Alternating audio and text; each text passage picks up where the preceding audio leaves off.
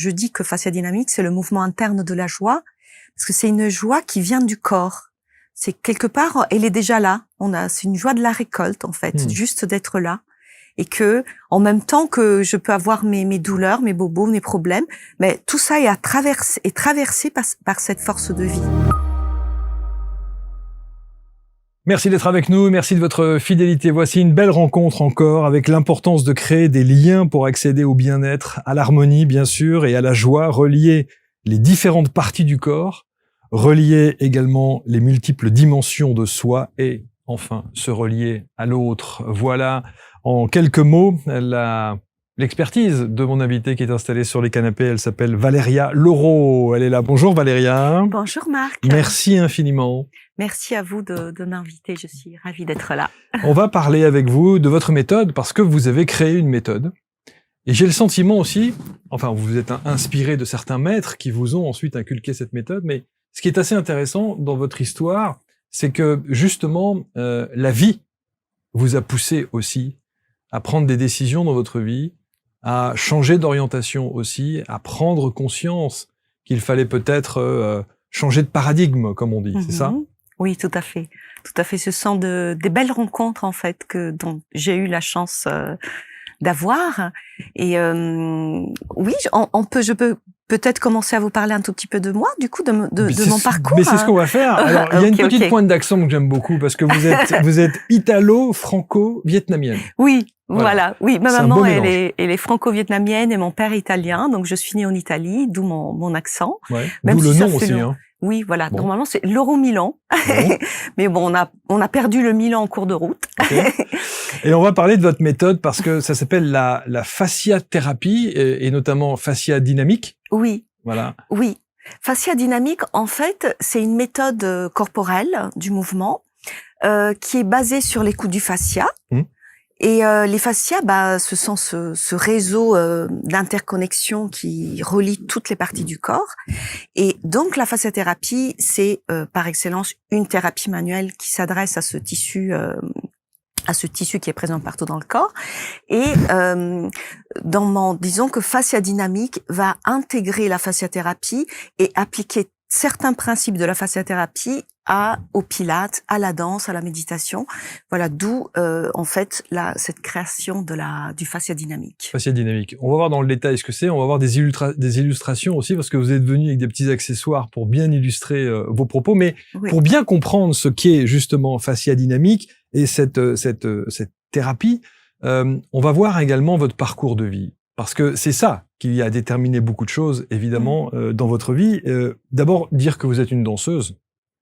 Oui, à la base. Oui. avec des traumatismes assez importants déjà à l'âge de l'adolescence. Dû à la danse. À la danse. Après, bon, la vie, c'est toujours beaucoup plus complexe. Je pense aussi que des origines orientales avec un dos plutôt droit. Voilà, donc c'est assez complexe. Mais en tout cas, disons que c'est la danse classique, c'est une pratique qui est pas très physiologique. Donc on est beaucoup avec ces temps dehors, donc souvent des problèmes d'hernie avec des arthroses de hanches en fait dans les danseuses. Et donc ce qui fait que assez rapidement, donc lorsque j'avais 17 ans, j'ai dû arrêter d'un jour à l'autre. Et c'était très très difficile parce que voilà, après bon, j'ai pris du poids, j'ai arrêté à mon adolescence de faire du sport, alors que pour moi c'était même pas du sport, c'était vraiment le plaisir de voilà. Ouais. Et du coup, je me suis évidemment mise à la recherche de techniques qui pouvaient me soulager. Et donc j'ai fait tout un parcours qui a été très intéressant. Et puis j'ai dû attendre presque ma trentaine pour connaître la fasciathérapie. Et là, ça a été vraiment une rencontre très très profonde où lors déjà à la première séance, j'ai senti que mon corps, j'ai fait contact avec une partie de moi-même, de mon corps, qui se régénère, qui est vivante. J'ai fait vraiment contact avec ce mouvement interne du corps, qui était donc sur le moment, je savais pas ce que c'était, donc c'était sous une forme d'enchantement, de quelque chose. De nouveau. De nouveau, exactement. C'est l'expérience de la nouveauté. et qui m'a déjà donné envie tout de suite lors de la première séance de me dire voilà, cette chose-là, j'ai envie de la côtoyer, j'ai envie de bon, tout de suite ça a soulagé mes douleurs qui sont évidemment revenues parce qu'après, comme vous disiez, c'est un changement de paradigme, donc c'est malléabiliser en fait toute sa structure anatomique, mais aussi voilà nos représentations, notre vie. Comment, voilà, c'était le début, disons.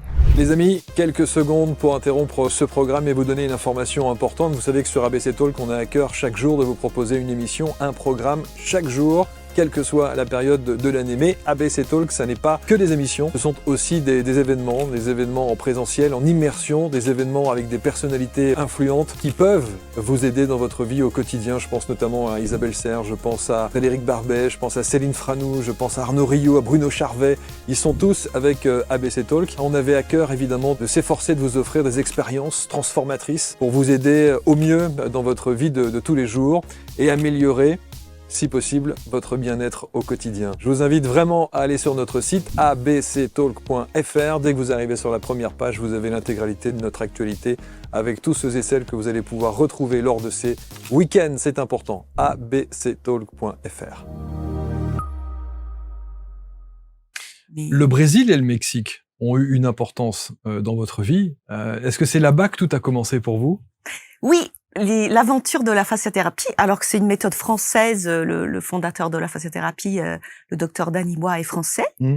Mais voilà, la vie a fait que il faut découvrir ça là-bas, c'est incroyable quand même. Oui, c'est incroyable, qu'il y ait quand même un pays où il y a une culture du mouvement. C'est très spirituel en plus. Hein, voilà.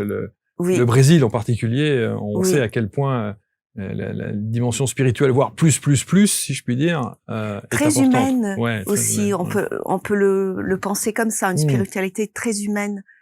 Et du coup, oui, c'est un pays d'ailleurs où on a envie, tout le monde, on arrive, on se sent à la maison. Tout le monde se sent à la maison, c'est vraiment incroyable. Donc, vous allez voyager pendant une douzaine d'années? Alors, j'ai vécu 2 ans au Mexique et une dizaine d'années au Brésil. Au Brésil. Bon, et évidemment, donc vous avez parlé il y a un autre professeur qui a travaillé avec vous, c'est le professeur Anguibaud. Anguibaud, oui, qui est français également. Qui est français. Et donc c'est par lui que j'ai appris la fasciathérapie. Enfin, c'était mon premier professeur et qui habitait à l'époque à São Paulo et à Rio, donc au Brésil. C'est quand même incroyable. C'est-à-dire que méthode française, enseignée par des Français, et vous découvrez ça à l'autre bout du monde au Brésil, à São Paulo. Oui. Et c'est vrai que c'est assez exceptionnel parce que cette méthode s'est beaucoup développée dans les pays francophones. Donc, on a la Belgique, la Suisse, le Canada et la France, bien évidemment. Et mais pas, elle s'est pas vraiment développée encore aux États-Unis, par exemple, ou dans d'autres. Donc, c'était assez particulier, c'est cette rencontre avec mon professeur Anguibaud. Quand on a préparé l'émission, on a ce qu'on appelle une fiche de prod, c'est-à-dire que vous mettez toutes les informations qui vous concernent, votre parcours de vie. Il y a quand même des mots qui sont forts dans ce que vous écrivez. Quand vous dites une force d'auto-guérison, voire de guérison. Donc, encore une fois, ici, on ne prône pas évidemment des choses, on propose et on écoute. Et ensuite, chacun, évidemment, pourra faire son choix. Mais en l'occurrence, ce dont vous allez nous parler avec la fasciathérapie et la fasciadynamique, on ne se substitue pas à un avis médical quand il y a un protocole déterminé et quelque chose d'établi. Oui. Ouais. Je pense que le mot plus adéquat est autorégulation. Donc des fois, peut-être je me suis un tout petit peu emportée. C'est des mots, il faut faire très attention. C'est vrai qu'il faut faire très attention, mais c'est ce qu'il y a. Vous êtes guéri avec ça. Oui. En fait, ce qui est vraiment incroyable, c'est que dans ces tissus, dans ces fascias, qui sont des tissus qui sont présents dans le corps depuis l'intérieur des os, ce sont pas que les membranes qui enveloppent la peau et voilà, mais c'est un tissu qui est vraiment constitutif du corps depuis l'intérieur. À travers les fascias, on peut percevoir ce mouvement, qui est un mouvement très lent, d'autorégulation. Et lorsqu'on se connecte à ce mouvement de régulation, donc on a des protocoles dans la thérapie manuelle, dans le toucher, pour faire que, en fait, le fasciathérapeute, lui, va écouter le corps, il va suivre ce mouvement qui est très lent.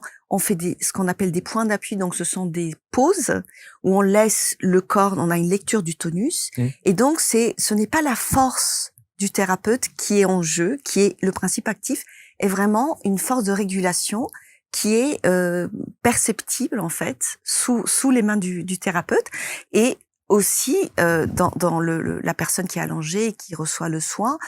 C'est aussi un travail de la perception qui est fabuleux en fait. Mais ça se présente comment? Ça se présente sous la forme d'un massage, parce qu'il y a du toucher, ou de points spécifiques type point d'acupuncture qu'on va accentuer, accélérer? Alors, ce n'est pas, on n'utilise pas le terme massage parce que dans le massage, le principe actif, c'est la force du thérapeute.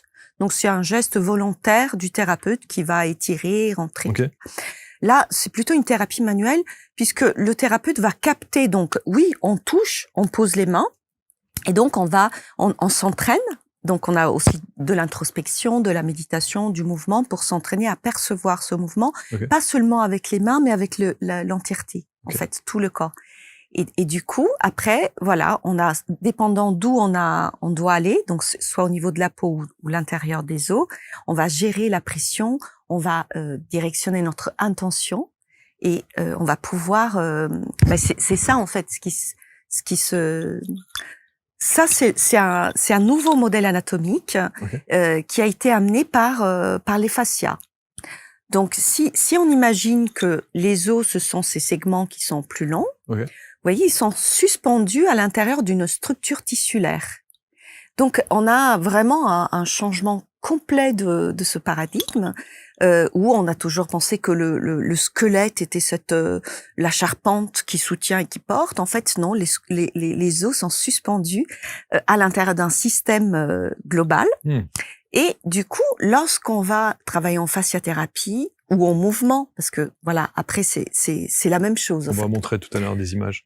On va, si vous voulez, on va travailler à l'intérieur d'une structure où tout répond. C'est comme un tissu, je vais pas trop toucher, mais c'est comme un tissu. Vous voyez, si je prends, tiens, si je prends, ça c'est un des tissus avec lesquels je travaille. Si je prends un bout du tissu, donc ça c'est le corps, tout le corps vient. Vous voyez, tout le tissu vient. Sauf que dans notre imaginaire, on se dit, j'ai mal à l'épaule, on va travailler l'épaule. Et on est localisé. Et en fait, rien n'est séparé.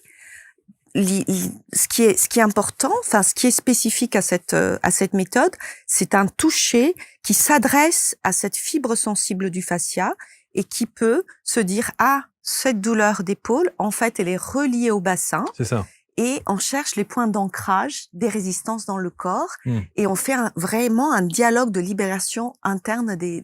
Ce qui veut dire, Valéria, c'est que, en fait, ce que vous voulez dire aussi, c'est que la localisation de la douleur ne justifie pas l'endroit où on a une problématique. Voilà. En fait, après, bien évidemment, on va aller voir aussi localement. Bien sûr. Mais on va pas s'acharner, on va pas se focaliser sur ce point-là, puisque c'est... En fait, les fascias, ce sont ces tissus, ce réseau, en fait, qui est global dans le corps, depuis la profondeur jusqu'à la peau. Et c'est toute la structure qui va gérer. C'est ça. Et donc, plus, là, avec le temps, je m'aperçois que à chaque séance de fasciathérapie, mon toucher, il s'améliore. Puisque c'est jamais un protocole où on va faire la même chose. Non. C'est le corps qui va nous dévoiler là où faut y aller, avec quelle pression, au bon endroit. Est-ce que c'est au niveau des pieds? Est-ce que c'est le corps qui nous apprend. Comment est-ce que vous, en tant que thérapeute, vous ressentez l'endroit où il faut intervenir?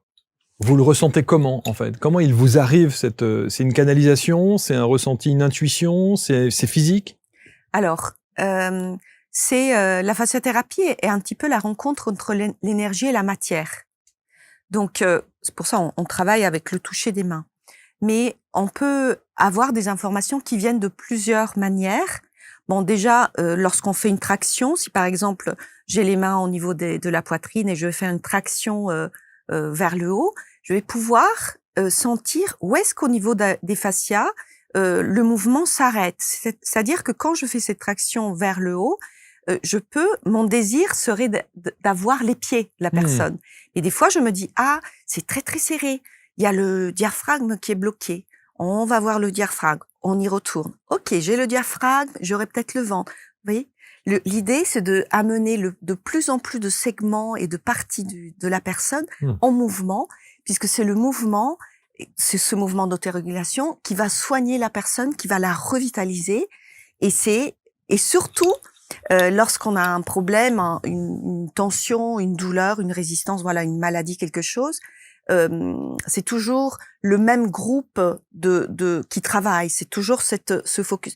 Et lorsqu'on remet toute la structure en mouvement, eh ben, ce petit bobo-là, grand ou petit, il sera géré par la globalité. Donc, alors, tout le monde fait équipe. Je me mets à la place de quelqu'un qui a une douleur quelque part et dont le mouvement est insupportable. Pour qui le mouvement est insupportable. Il peut pas suivre votre thérapie pour le coup parce que vous êtes en mouvement. Ben alors c'est très intéressant ce que vous dites parce que justement oui, je peux très bien traiter une partie comme je sais pas si je l'avais je sais pas si je vous l'avais écrit, mais j'ai travaillé au tout début, j'ai commencé quand j'ai connu la fasciathérapie, j'ai fait un stage avec des enfants qui s'étaient brûlés. Non, mais pas et donc j'ai connu à l'hôpital à Rio, j'ai pu soigner des enfants. Donc moi j'étais en train de me former, donc j'étais un peu bon comment ça marche cette histoire. Et en fait c'était très intéressant parce il y avait 3 enfants qui étaient brûlés à différents niveaux. Et la troisième, celle que j'ai traitée le plus finalement, était brûlée et j'avais juste les épaules et un petit bout de bras sur le côté. Et donc mon professeur me disait c'est très bien, tu restes là où tu as des surfaces d'appui et tu relances donc le collagène, la vitalité à distance, etc. Et la petite, elle sentait ses pieds, sentait ses jambes. Et du coup, là, c'était une autre expérience très forte, cette fois-ci dans le corps en tant que plutôt thérapeute, où je me suis dit, c'est vraiment incroyable parce que le processus d'autorégulation est dans le corps de la personne et c'est pas dans mes mains. Donc, pas besoin d'aller titiller là où ça fait mal. Au contraire, allons remettre de l'énergie, relancer cette force vitale pour que tout le corps puisse faire équipe dans ce... Mais quand vous parlez de tout le corps, vous parlez du mouvement aussi. Donc il y a du mouvement. Oui, c'est un mouvement. Ça a l'air un peu abstrait parce que nous sommes toujours... Parce que quand on voit ça, il y a du mouvement. Oui, alors ça, voilà, ça c'est plus la fasciathérapie. Là, c'est le fascia pilate. Oui. Avec justement le dynamic band. Ouais.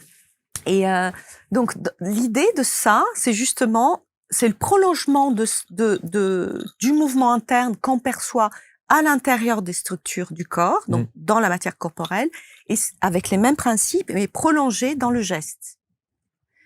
Et pour amener aussi, et c'est là où cette histoire de lien, elle fait sens, parce que souvent on se dit si je suis dans mon intériorité, je perçois mon corps, qu'est-ce qui se passe à l'intérieur, je ne peux pas être dans un geste physique, musculaire. Non, justement, nous sommes des êtres multidimensionnels.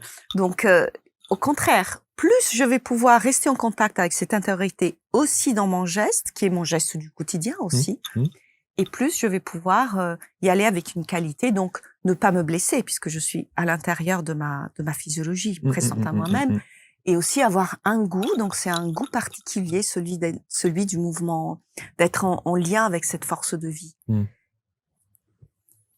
Quelle différence il peut y avoir entre ce mouvement-là que l'on voit à l'écran, en le faisant avec justement la dynamic band. Voilà, la dynamic band. Et le fait de ne pas avoir la dynamic band. Parce que le mouvement, vous pouvez très bien le faire sans. Oui, tout à fait. Quelle différence physiologique on ressent le fait de le faire avec ou sans? Oui, tout à fait. Alors là, ce qui est intéressant, c'est que vous allez voir que le pied est relié déjà à l'épaule. Donc souvent, on peut faire des levées de jambes, par exemple, à l'arrière, en se laissant écrouler au niveau des épaules. Vous voyez, on se dit, c'est intéressant, je vais travailler mon fessier. Donc du coup, les personnes s'affalent. Donc ça nous rappelle que nous sommes cette globalité en mouvement. Et ce rappel n'est pas juste imaginaire. Donc imaginez que votre épaule est reliée au pied. Bon, ok, c'est très loin l'épaule du pied. Puis on n'est pas. Donc c'est une manière en fait de pédagogique de pouvoir se ressentir, se réunifier. Oui, pas se renifler. Non, pas encore. Et voilà. Et en même temps, qu'est-ce qu'il y a entre les deux segments? Il y a une colonne vertébrale. Donc il y a rien est au dépend de rien en fait. Tout a la même valeur dans le corps. Et d'ailleurs, on va travailler en cours avec et sans la dynamic band, parce que l'idée, c'est justement de rester avec aussi la mémoire de ce travail. Voilà, là, on est avec les chers élèves sur Nice. Donc là, c'est une énorme, j'en ai des plus grandes aussi, où on fait un travail. Là, pour la photo, ils la tiennent, mais normalement, on joue de plusieurs façons. Donc, on est à l'intérieur de la dynamic band. Tout le monde? Oui. Ah oui. Et on a un système en fait, on recrée ce même système qui est à l'intérieur du corps, on le recrée en grand. Et ça va jusqu'à vraiment on fait comme des flippers, vous voyez, on prend l'élan, on s'échange, il faut faire de la place, des fois je fais aussi des sorties un peu en forme de performance sur Paris, on marche dans la rue aussi avec ça. Et il faut pas que le tissu tombe, bien sûr, on le tient pas avec les mains, on le tient avec nos bassins. Et puis il y a des leaders, donc il faut que quand on change de direction, c'est un autre leader, c'est vraiment un système. Il faut que la pièce reste telle qu'elle est, quoi. On doit être en mouvement à l'intérieur, mais elle doit rester. Sinon, simplement, elle va tomber. C'est ça, évidemment. Donc ça va réveiller, par exemple, la partie lombaire et du bassin, qui est souvent une partie qui est un petit peu endormie, voire douloureuse, parce qu'on est souvent assis. Et du coup, ça devient une surface. Lorsqu'on on est debout, c'est une surface de perception qui est réveillée. Et c'est par cette surface-là, des fois, je travaille aussi à deux à deux. Et c'est très intéressant. Si tout à l'heure vous voulez essayer. On pourra pas avec les micros, mais déjà comme expérience personnelle, c'est une communication qu'on va avoir en fait avec cette écoute élastique, et on va apprendre à s'entraîner donc dans le pilate ou dans la danse, à faire un entraînement perceptif où je suis vraiment en lien avec la personne, et ce lien il est vivant, il est élastique, il est. En fait, on peut utiliser donc votre approche en la jumelant avec d'autres activités. Vous parliez du pilate, vous parliez peut-être du yoga. Il y a des postures de yoga qu'on peut adapter aussi avec votre système. Et puis de la danse pure, pour le coup. Oui, parce que en fait, puisque c'est l'écoute interne. Donc, une fois qu'on a cette qualité d'écoute et de présence à l'intérieur du corps, donc c'est une rythmicité aussi. Donc, au début, on s'entraîne beaucoup dans la lenteur puisque le mouvement, il est lent. Mais une fois que on est en lien avec ça, on peut bien sûr aussi changer de vitesse, par exemple. Et après, changer d'activité. Donc, ça soit le yoga ou ça soit, voilà. Mais c'est surtout la qualité de ce qu'on fait. C'est pas vraiment, c'est aussi important ce qu'on fait, bien sûr, mais la qualité, c'est comment on va le faire, en fait. Vous avez des exemples précis de gens que vous avez accompagnés et qui ont réussi à transformer ou en tout cas améliorer les choses dans leur quotidien grâce justement à cette technique de la fascia dynamique? Oui, j'ai plusieurs personnes. En fait, cette combinaison fasciathérapie avec les principes donc des fascias, le mouvement interne, appliqué au pilate, à la méditation et aussi à la gymnastique sensorielle, qui est une gymnastique d'éducation de la perception. C'est une combinaison puissante puisque nous allons, je vois souvent, je peux avoir des personnes par exemple avec une capsulite, donc c'est des inflammations au niveau des épaules et il faut surtout pas tirer sur les épaules, mais le fait de combiner la thérapie manuelle, elles se soignent petit à petit et elles vont réapprendre à ce que si je suspends mon bras, en fait, il se suspend parce que j'ai des appuis. Si j'ai un pied, mon bras, il va monter, pas grâce à l'appui des pieds. Donc, des fois, ça prend du temps, hein. C'est pas une épaule congelée, on va pas la faire en 15 jours. C'est ça. Et ça permet, et justement, c'est pour ça que c'est pas juste une histoire de se libérer de ses propres douleurs physiques, biomécaniques, mais c'est qu'est-ce que, en fait, cet événement vient faire dans ma vie. Et du coup, l'accompagnement, il est vraiment complet, il est vraiment, on a vraiment des très bons résultats pour ceux qui veulent rentrer dans cette, dans ce processus. Et je pense que ça vaut la peine parce que le fait de juste dire voilà, je veux le libérer de ce qui m'embête, ne nous aide pas à avancer. En fait, la chose après, elle va se représenter d'autres manières. Donc, au-delà d'un problème physique, mécanique, est-ce que psychologiquement, il y a des avantages aussi à pratiquer? Oui. Aussi, j'ai des personnes, par exemple, qui ont des problèmes, beaucoup de stress, burn-out, dépression et tout ça.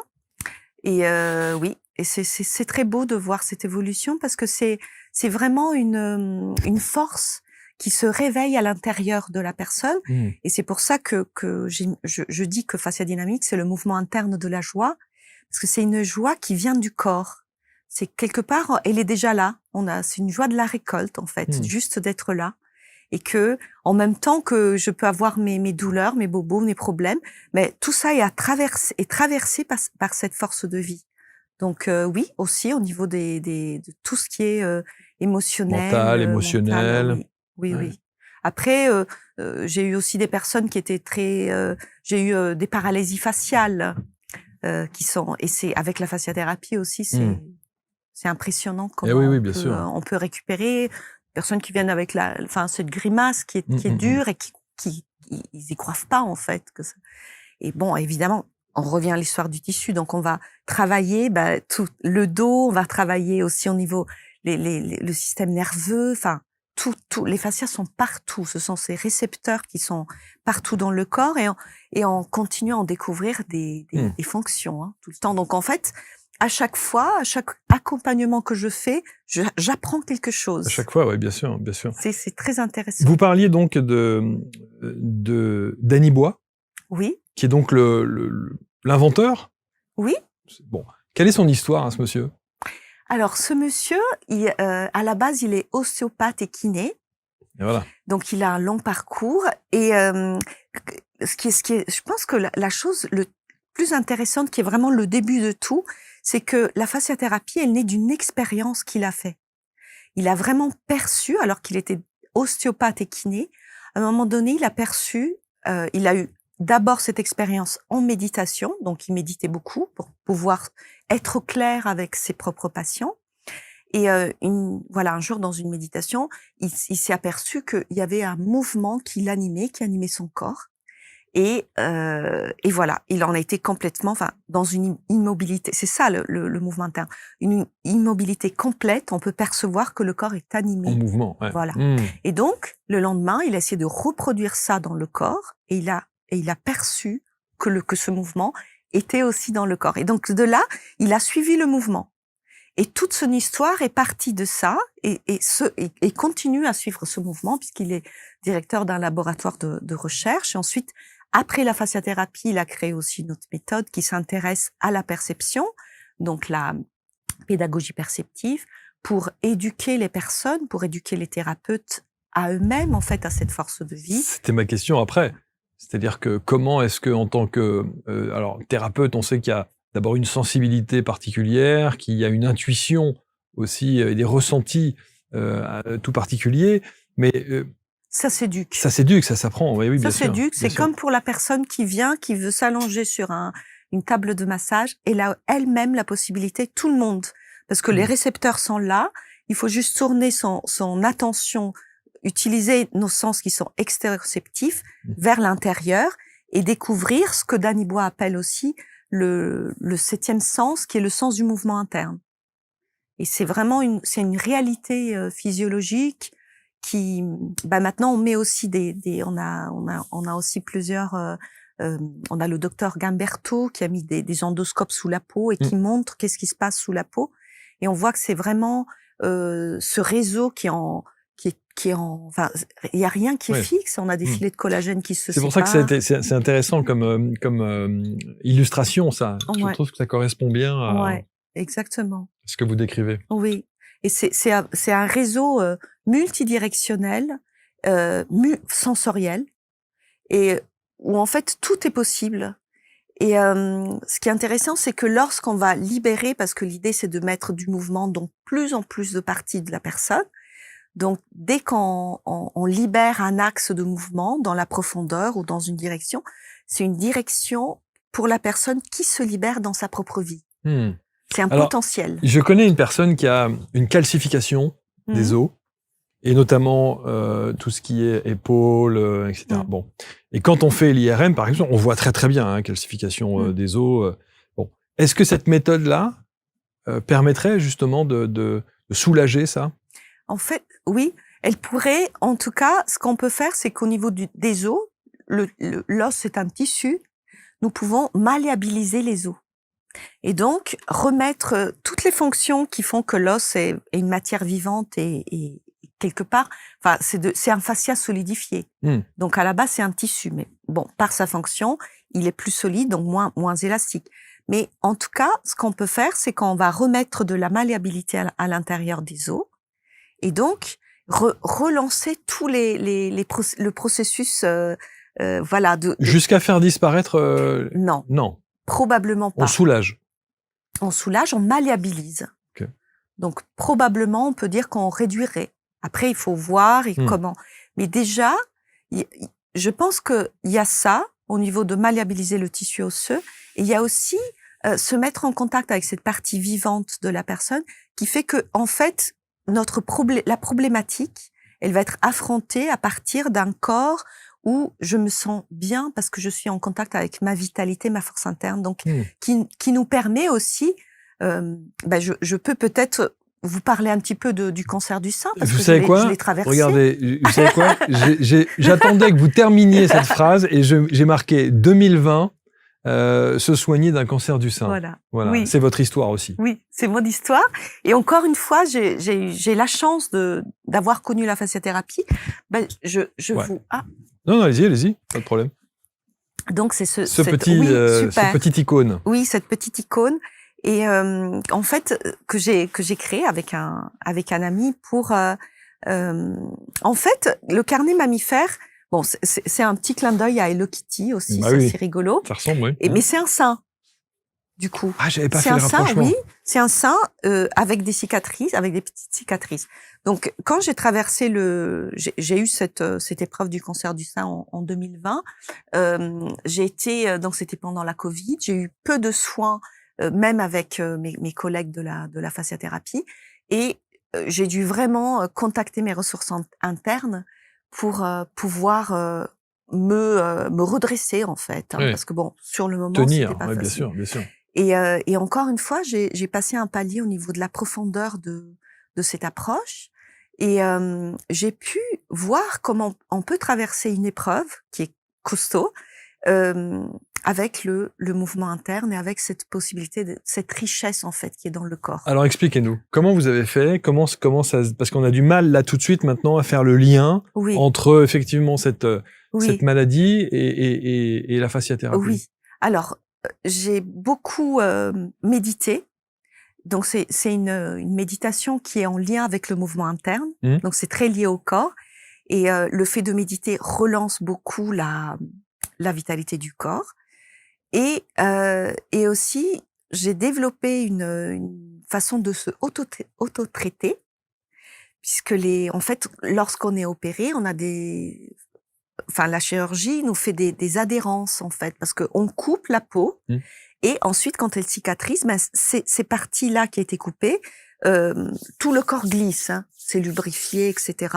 Donc la peau, avec toutes ces couches, est censée glisser, les différents plans sont censés glisser entre eux. Et lorsqu'on coupe, ce glissement, voilà, là, ça se colle parce que ça se cicatrise.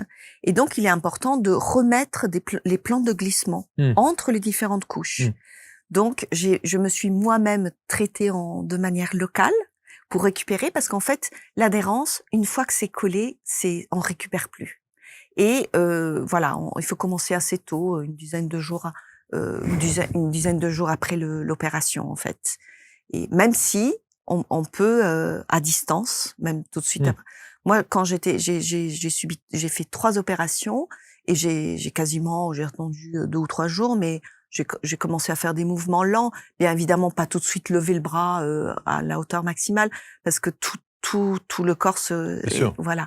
Mais donc j'en ai aucune adhérence, je n'ai pas d'adhérence, et ensuite j'ai développé aussi ce mouvement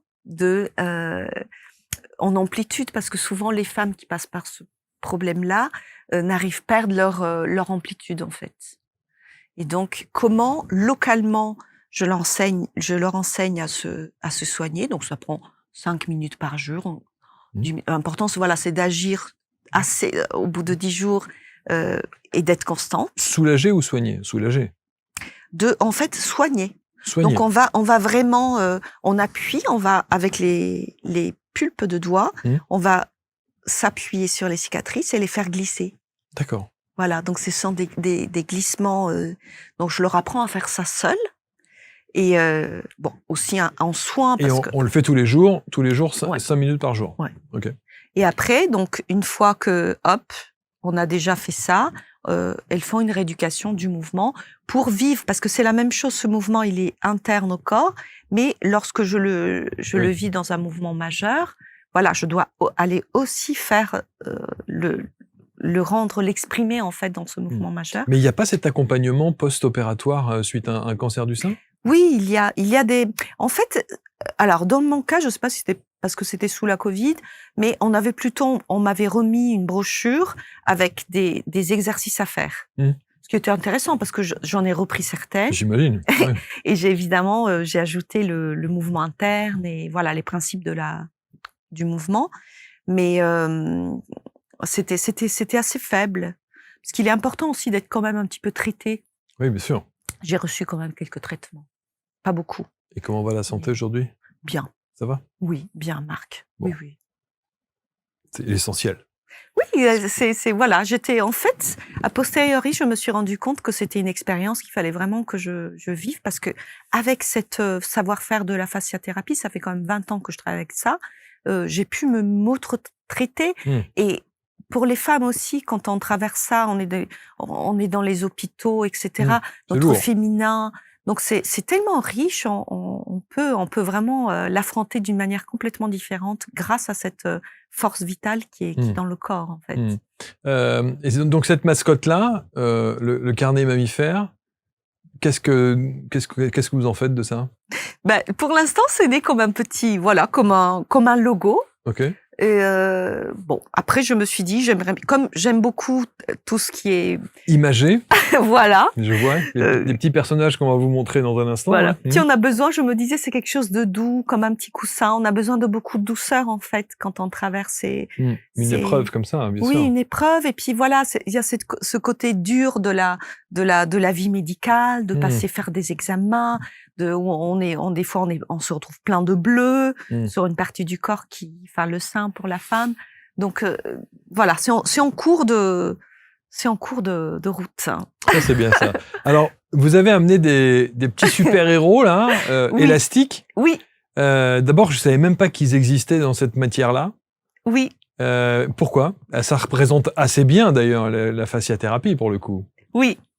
Alors, ce qui est génial, c'est ça, c'est qu'on n'a pas besoin de parler beaucoup, hein. Lorsque ça vous inspire, j'adore. Non, mais moi j'en ai un, mais il est un petit peu plus rigide. Mais bon. Ah, je l'ai aussi en version de gel. Le Hulk. Le Hulk. Le Hulk, ouais. Mais ils sont un peu plus. Et votre Spider-Man. Ah bah oui, évidemment. Magnifique. Ils sont tous là. Magnifique.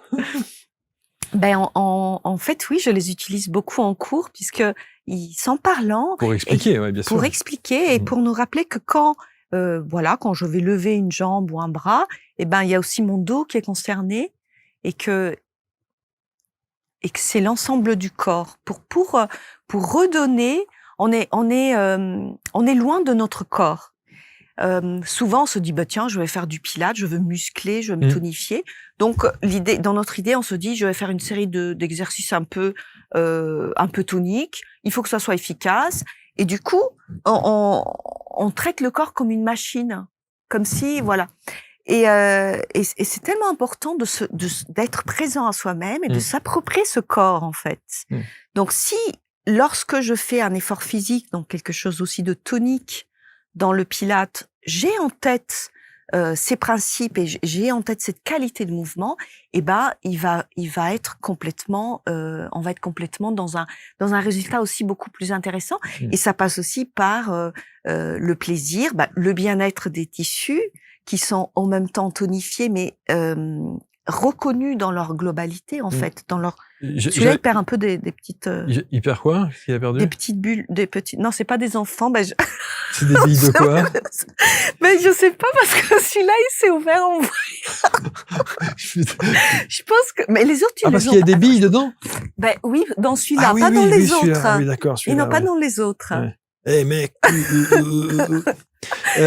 Ah oui, pas dans les autres. Ah oui, il avait des billes. Bon, bah, lui, il est mal. Ah oui, il s'est ouvert là, effectivement. À force de tirer dessus, bah voilà.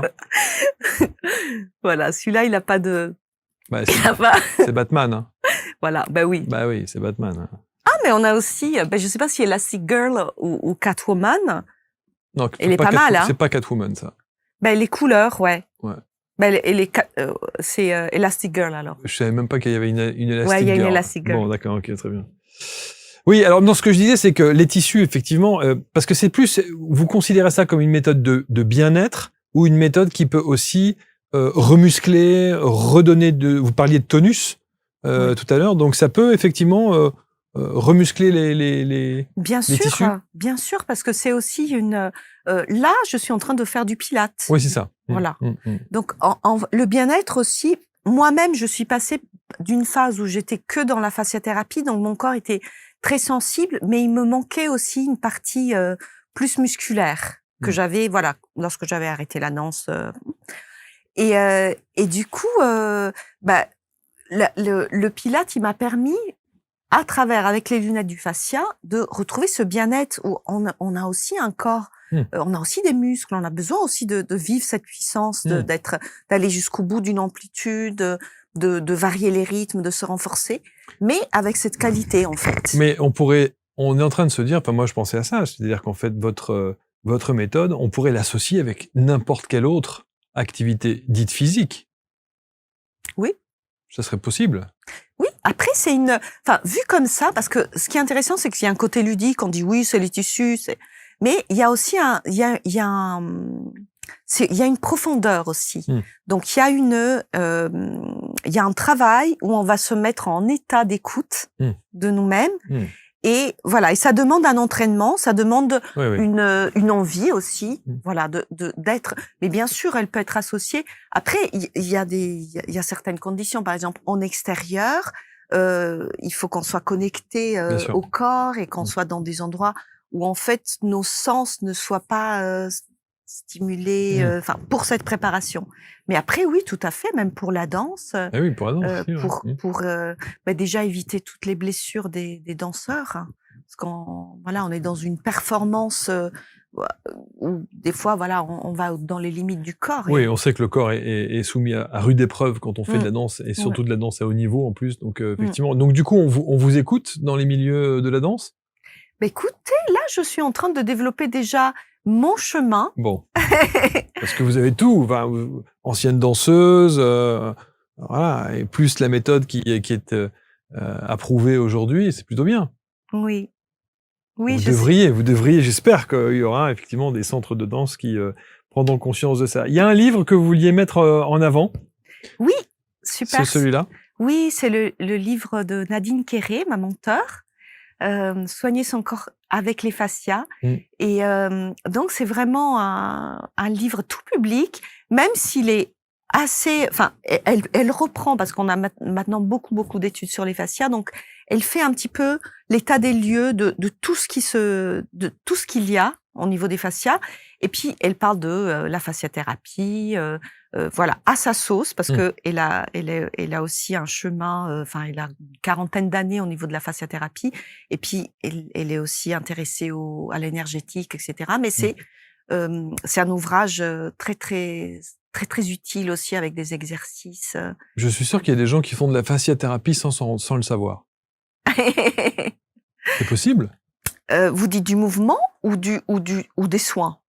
Non, les soins non, parce qu'il y a effectivement, c'est une pratique qui nécessite un accompagnement avec une formation, etc. Mais sur l'exercice proprement dit, En fait, c'est une écoute.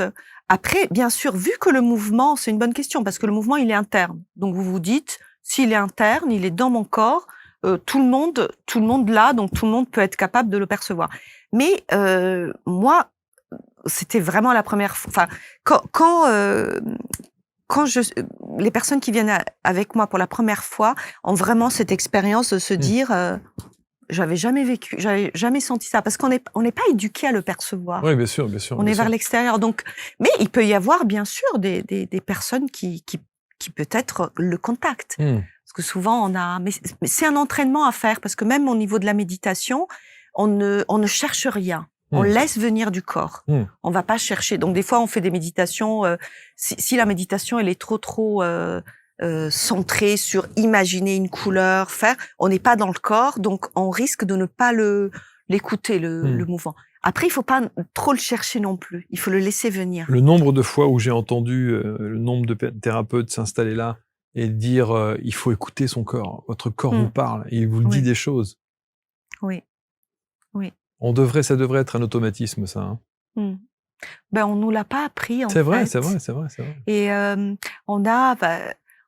pense qu'il y a toujours cette idée du mental qui est supérieur au corps et que le corps exécute. Enfin, même si maintenant, bien sûr, mais c'est très. Parce qu'en fait, si ça marche si on somatise, ben ça peut être aussi le contraire. Le corps aussi, il nous donne des messages. Et c'est très. On peut vraiment aller loin en fait dans ce travail du corps. Mal de dos, le mal de tête, les douleurs de cou, les épaules, les troubles du stress, fatigue, insomnie, désordre digestif fonctionnel, nervosité, etc. Donc on sent bien que ça va au-delà du corps proprement dit. Il y a aussi une grosse partie émotionnelle que l'on peut prendre en charge. Mais avant toute chose, si j'ai bien compris, écouter ce que le corps dit, agir ensuite avec votre approche au travers de la fasciathérapie et avec fascia dynamique, c'est ça, hein, c'est comme ça que vous l'avez appelé, hein. Oui. Fascia dynamique pour le mouvement. Oui, pour le mouvement. Voilà. Parce que c'est le mouvement qui soigne en fait. Qui soigne, ouais. S'écouter et être dans le geste avec ce mouvement interne. Alors que parfois on a souvent tendance à faire un raccourci très vite en disant si j'ai mal quelque part ou si je vais mal, on évite de trop bouger parce qu'on a mal justement. Oui. C'est l'inverse. Oui.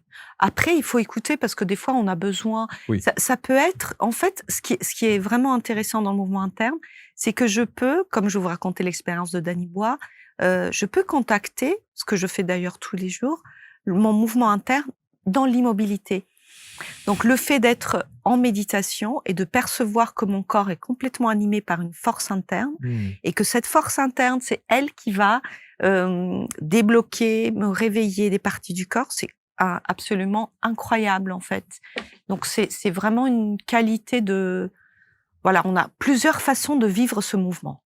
Bon, je vous rends Spider-Man parce qu'il a une drôle de tête là, je pense. Mais il a fait des œufs, vous aurez peut-être des petits qui vont...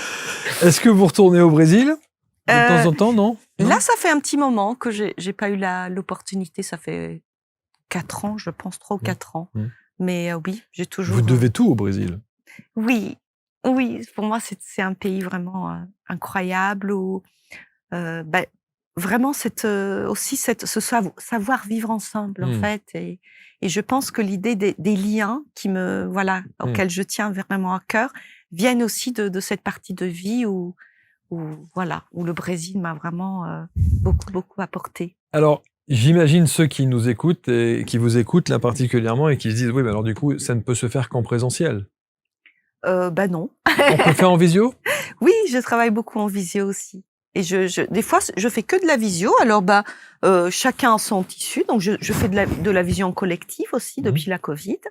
Donc, c'est assez rigolo. On a quelques accessoires comme ça et on a des dynamiques de travail vraiment chouettes. Et en individuel aussi. Et puis, des fois, je combine. Séance de fasciathérapie. L'idéal, c'est de combiner, en fait. Fasciathérapie, mouvement, pour vraiment sentir depuis l'intérieur ce mouvement et avoir une globalité de la personne. En fait. Et je rappelle que vous êtes à Nice. Je suis à Nice et sur Paris aussi. Et sur Paris aussi. Où est-ce qu'on trouve ça? Sur votre site? Alors ça, non. C'est un site, en fait, ça à la base, ça a été créé pour les enfants qui avaient des problèmes d'autisme. Et du coup, il y a plusieurs sites, enfin, il n'y en a pas des centaines, mais il y a certains sites qui en fournissent. Et voilà, de petite taille, pas de grande taille. Donc là, voilà, je cherche des tissus qui ont une bonne, comme les fascias, qui ont une bonne élasticité. Voilà, entre la résistance et l'élasticité. Et voilà. Mais ça, c'est un produit qui est fait sur mesure. Enfin, je veux dire, c'est un produit, c'est un tissu spécifique pour votre activité. Il y a plusieurs tailles. Il y a Ok. plusieurs tailles, en fait. Mais à la base, en fait, ce tissu qui était né pour les autistes est aussi appliqué au sport. Quel rapport avec les autistes? Euh, Qu'est-ce qu'ils faisaient avec Vous ça? savez, ils ont besoin d'être contenus. Ah oui, ok. Et du coup, c'est une manière de s'entraîner et de D'accord. garder la contention. Après, il y a aussi d'autres disciplines du mouvement qui utilisent ce tissu qui, à la base, s'appelle stretches. Moi, je l'ai renommé Dynamic Band parce que je l'utilise d'une autre façon avec la fasciathérapie. Et voilà, donc il est tout à fait disponible. Et ce qui va faire la différence, c'est l'usage que l'on fait. Donc moi, dans mon approche, c'est vraiment le mouvement interne appliqué à ça. Pratique? Oui, aussi. Pas tout le temps et pas. Enfin, ça dépend des niveaux de. Parce que la musique, elle peut aussi nous apter, à l'extérieur. Ouais. Mais oui. Aussi de la musique, mais j'invite aussi à écouter notre musique interne. Bah oui, tout est à l'intérieur, hein, évidemment. Voilà la méthode donc fascia dynamique, la fasciathérapie. Moi, je découvre et je suis content de voir qu'effectivement on sent la douceur dans cette approche.